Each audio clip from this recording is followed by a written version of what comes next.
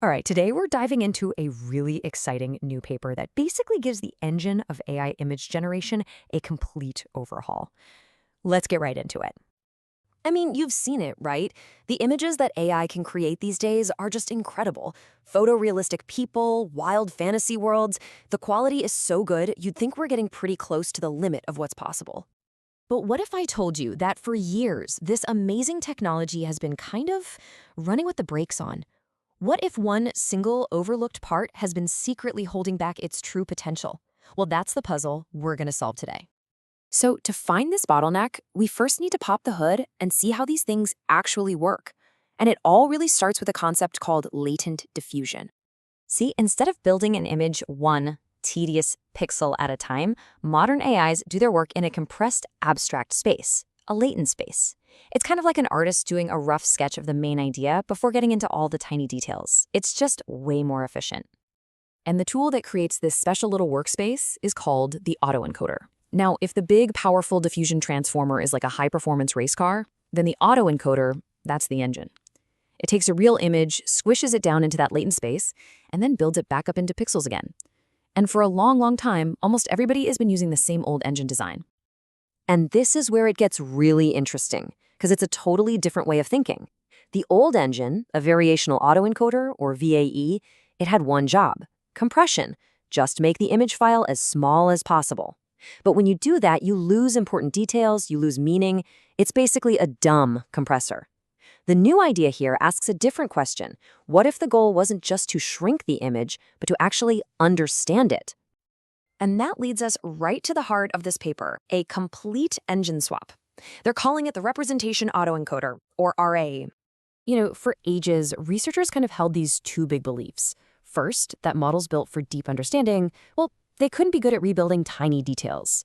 And second, that diffusion models just plain didn't work in the kind of high-dimensional spaces these smarter models create.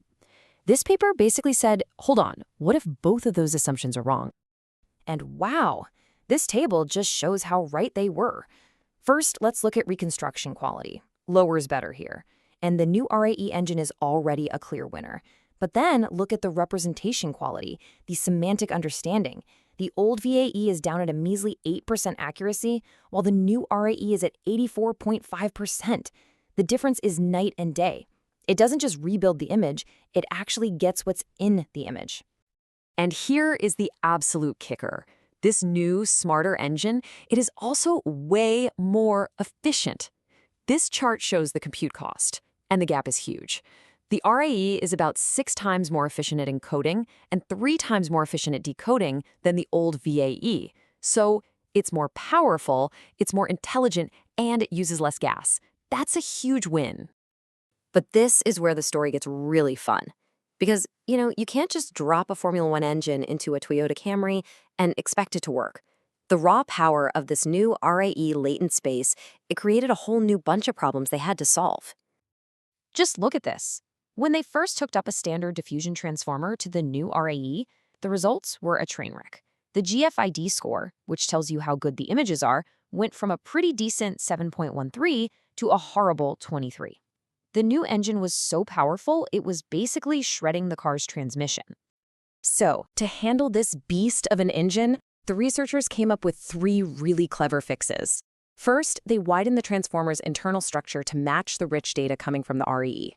Second, they tweaked the noise they add during training, realizing it has to scale with the total data dimension, not just the pixels. And third, they trained the decoder with a little bit of noise, which basically makes it tougher and more ready to handle the not quite perfect output from the diffusion model. And the payoff for these 3 smart adjustments was, well, it was astronomical.